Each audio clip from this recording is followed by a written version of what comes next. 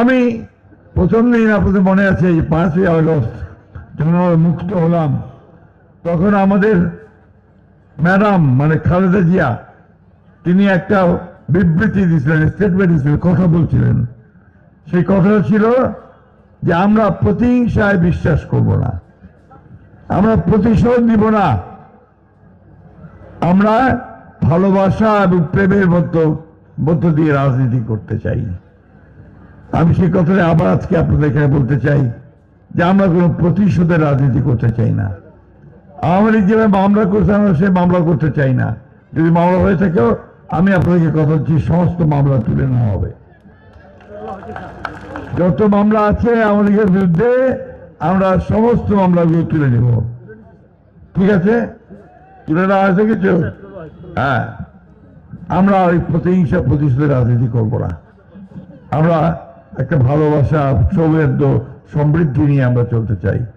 বন্ধুগণ, আজকে চলে গেছে দিল্লি চলে গেছে না? দিল্লিতে গিয়ে কিন্তু উনি ওখানে শান্তিতে নাই।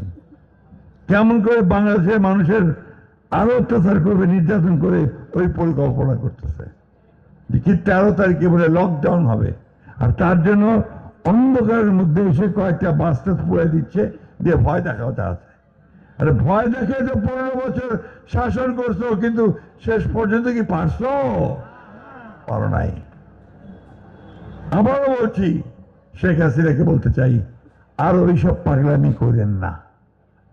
ওই অত্যাচার নির্যাতন করে অতীতে শাসন করতে পারেননি, সামনে ভয় দেখায় শাসন করতে পারবেন না। বরঞ্চ বাংলাদেশের জনগণের সামনে 2 হাত তুলে মাপ চান, বলে যে যা করছি ভুল করছি, ছেলেগুলোকে গুলি করে মারছি, ভুল করেছি, আমাকে আপনারা মাফ করে দিবেন। কেউ বাদ যায়নি ভাই। এই যে ছোট্ট ছোট্ট বাচ্চা, নারী, ছেলেরা আমাদের, তাদেরকে গুলি করে পাখির মতো গুলি করে মারছে। একটা বাচ্চা মেয়ে, সে জানলা ধরে আসছে, দেখতে গেছে, মিছিল দেখতে গেছে, ওকেও গুলি করে মারছে। এই সহিংসতা সে করছে।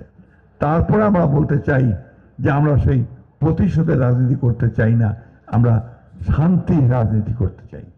আমরা শান্তি দেখতে চাই বাংলাদেশে, বাংলাদেশে আর অশান্তি চাই না। বন্ধু, সেই কারণেই আপনারা জানেন যে আমরা নির্বাচন চেয়েছি। কারণ বর্তমান যে সরকারটা